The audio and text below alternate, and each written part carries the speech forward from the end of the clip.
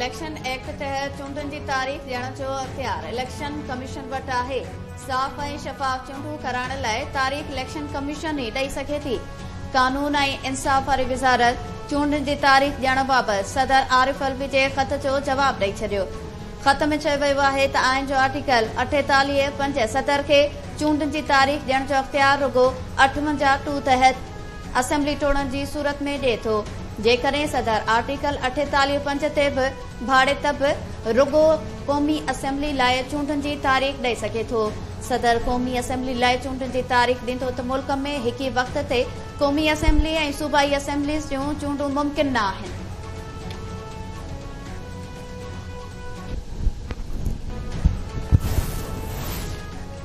Army chief general Syed Asim Munir पारां Jhelum field firing range जो दौरो।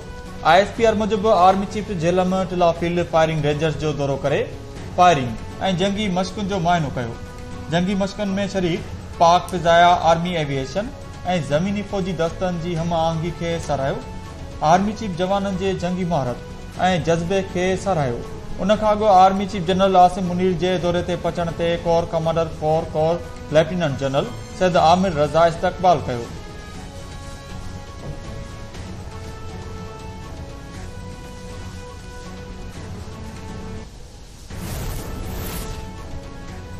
सीक्रेट एक्ट तहत कायम ख़ुसूसी अदालत साइफर केस में PTI चेयरमैन जे जुडिशियल रिमांड में 13 सितंबर ताईं वाध करे छॾी। जज मोहम्मद ज़ुल्करनैन अटक जेल में केस जी ॿुधणी कई। PTI चेयरमैन साइफर केस जे जेल में ॿुधणी खे इस्लामाबाद हाई कोर्ट में चैलेंज करे छॾियो।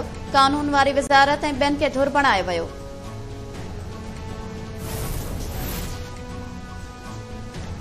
सऊदी वली अहद मोहम्मद बिन सलमान जो ईंदड़ महीने पाकिस्तान जे दौरे ते अचण जो इम्कान। ज़रियनि मूजिब वली अहद मोहम्मद बिन सलमान कुझु कलाकनि लाइ पाकिस्तान ईंदो। निगरान वज़ीर आज़म ऐं आर्मी चीफ सां मुलाक़ात कंदो। ॿिए तरफ़नि लाॻापनि समेत ख़िते जी सूरतहाल ते बि ॻाल्हियूं थींदियूं।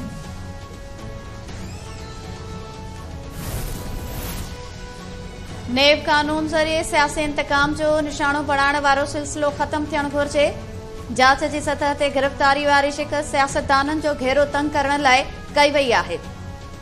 चीफ जस्टिस उमर अता बंदियाल जा नेब तरमीमुनि ख़िलाफ़ PTI चेयरमैन जी दरख़्वास्त ते ॿुधणी दौरान remarks. Justice Mansoor Ali Shah remarks ॾींदे चयो त सुप्रीम कोर्ट खे पार्लियामेंट जे मामलनि में न पवणु घुरिजे। नेब तरमीमूं अहिड़े शख़्स चैलेंज कयूं आहिनि जेको पाण पार्लियामेंट मां भॼी वियो।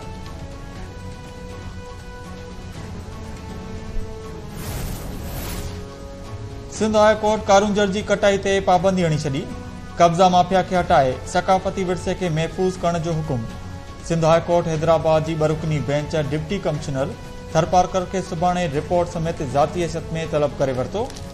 अदालत चयो त तारीख़ी जबल जे बार बार नीलामी जो नोटिफिकेशन जारी करे शर्मिंदा कयो पियो वञे। जेकॾहिं माइंस ऐं मिनरल खाते जा अमलदार कारूंजर जबल जे वेझो हथ चुरान कंदे नज़र आया त केस दाख़िल करण जो हुकुम ॾिनो वेंदो।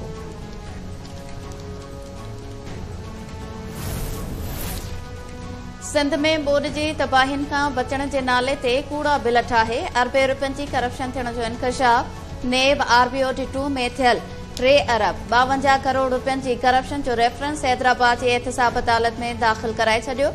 रेफरेंस में project director Munawwar Bozdar, engineer वकार अहमद कादरी, ठेकेदार फ़हीम सुमरो समेत 14 जवाबदारनि खे नामज़द कयो वियो। रेफरेंस मूजिब ठेकेदार फ़हीम सुमरो खे बग़ैर कंहिं कम जे गैर कानूनी अदायगियूं कयूं वयूं। प्रोजेक्ट डायरेक्टर मुनव्वर बोज़दार जाली बिल्स पास कराए ठेकेदार खां रक़म वसूल कई। RBOD जे सुप्रिंटेंडेंट इंजीनियर वकार अहमद कादरी अख़्तियारनि जो नाजाइज़ इस्तेमाल कंदे जाली बिल्स मंज़ूर कया। PTI अॻवान हलीम आदिल शेख सिंध हाई कोर्ट ॿाहिरियां गिरफ़्तार। हलीम आदिल शेख खे पुलिस अदालत मां ॿाहिरि निकिरंदे ई गिरफ़्तार कयो।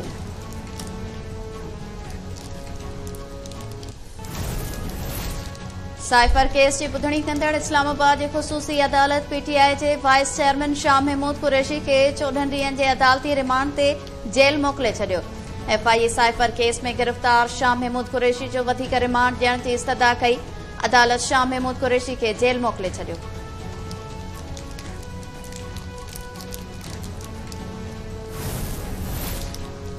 सखर पुलिस शहीद जान मोहम्मद मर के कातिलन के गिरफ्तार करने में मुकम्मल तौर नाकाम। सखर की अदालत शहीद जान मोहम्मद मर जा मुख्य कातिल गिरफ्तार करने जो हुक्म दे छो। पुलिस पारा गिरफ्तार टिन सहूलतकारन के अदालत में पेश किया वियो।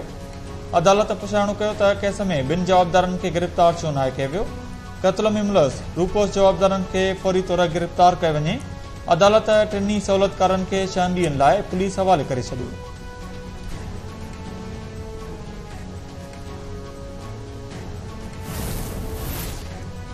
सिंध बार काउंसिल शहीद जान मोहम्मद महर के कत्ल के पुलिस ऐं कानून लागू कंदड़ इदारनि जी नाकामी करार ॾेई छॾियो। फौरी तौर कातिल गिरफ्तार करण जो मुतालबो। सिंध बार काउंसिल चयो आहे त KTN न्यूज़ ऐं काविश जे शहीद रिपोर्टर ऐं सीनियर सहाफ़ी जान मोहम्मद महर के कातिलन के गिरफ्तार करे कानून के कटड़े में आंदो वञे।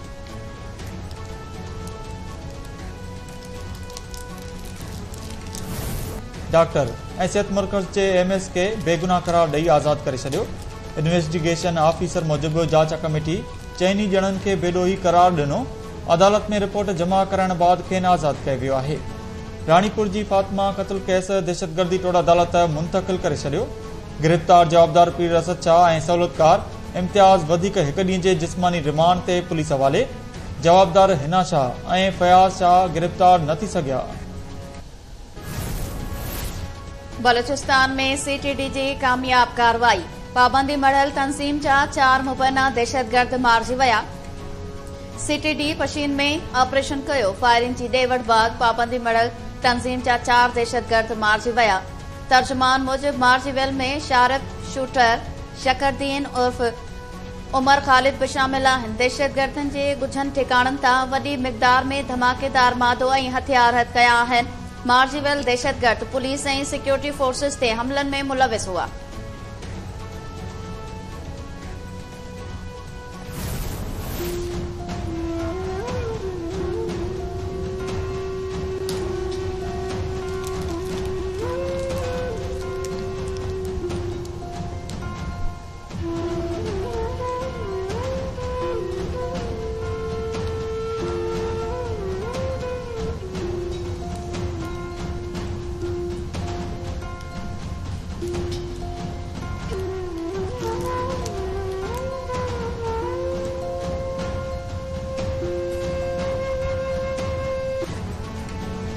सिंध में मलेरिया बेकाबू। कराची ऐं ॿियनि शहरनि में केतिराई माण्हू मलेरिया में मुब्तला थी विया।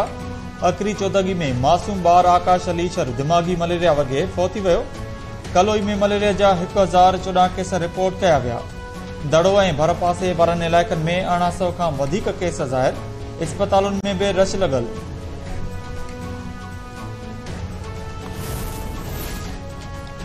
KTN न्यूज़ सुल्तानकोट के रिपोर्टर इसरार चांडियो सां गॾु गिरफ्तार थियल नूर मोहम्मद चांडियो ते पुलिस जो दबाव। SHO अख्तर अपड़ो खेस अगवा करे पंहिंजी हिमायत में ज़बरदस्ती बयान ॾियारे छॾियो। नूर मोहम्मद चांडियो चयो आहे त SHO अख्तर अपड़ो खंभण बाद कंबर थाणे ते पंहिंजी हिमायत में बयान ॾियारियो। ज़िंदगी खे ख़तरो आहे।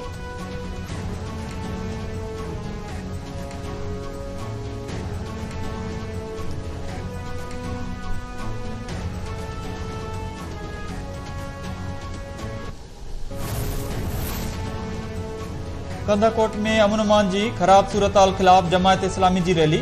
सिराजुल हक की अगवानी में निकतल रैली में जमायत इस्लामी के कारकुनन सियासी समाजी अगवानन ऐं शहरन की वडे अंग में शिरकत। जमायत इस्लामी के अमीर सिराजुल हक कश्मीर पहुंची मुगवी सागर कुमार के वारसन से मुलाकात कई।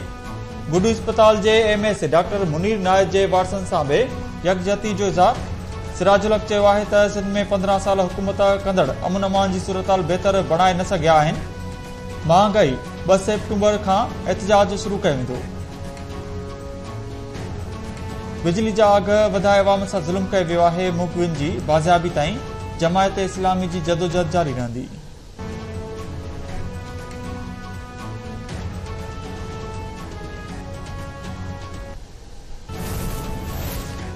घोटकी में गुज़िरियल ॾींहुं गुम थियल नींगर जो वाहम तशद्दुद थियल लाश हथ। 10 वरियनि जे मुज़म्मिल सूमरो जो लाश डंगड़ो वाहम मिलियो। लाश अस्पताल मुंतकिल।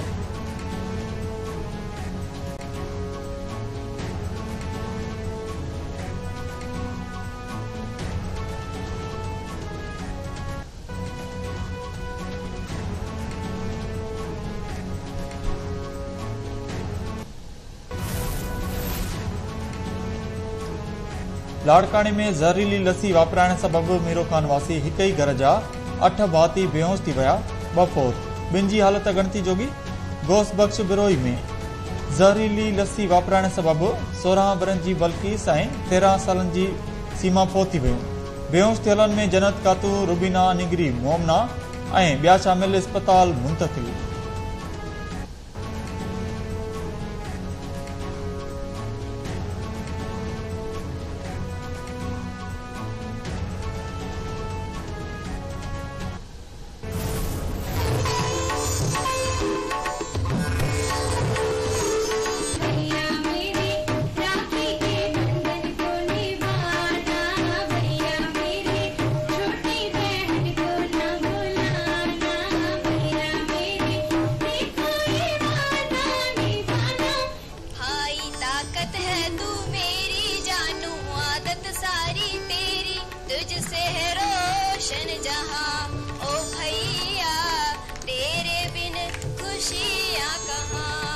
रक्षाबंधन तमाम सुठो पियो गुज़रे। जीअं त असां स्टॉल पाण लगायो आहे उमरकोट में, हर त्योहार ख़ुशी सां मल्हाईंदा आहियूं। जीअं त रक्षाबंधन असांजी भेण असांखे रखड़ी वधाए बंधदी आहे, असांजे जेको बि मुसीबत ईंदी आहे उहो दूर थी वेंदी आहे। हिते लेडीज़ रखड़ी वठी वियूं आहिनि ऐं असांजो भेणियुनि जी उमिरि वधे, असां उन्हनि खे ख़र्ची वर्ची ॾींदा आहियूं।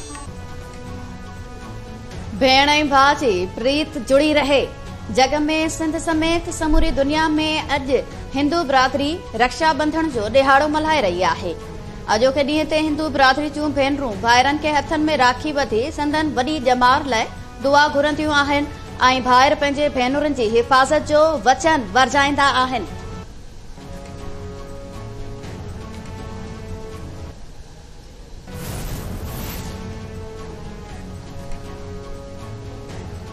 ऐं हलंदड़ साल जो सभ खां वॾो रोशन ऐं सभ खां वॾे चंड सुपर ब्लू मून जो नज़ारो अॼु थी सघे थो। चंड हलंदड़ महीने ॿियो भेरो धरतीअ जे वेझो हूंदो, पर अॼु राति नज़र ईंदड़ खिलाई वाक़े खे सुपर ब्लू मून सॾियो वेंदो आहे। 1 महीने अंदरि ॿियो सुपर मून जो नज़ारो थी सघे थो।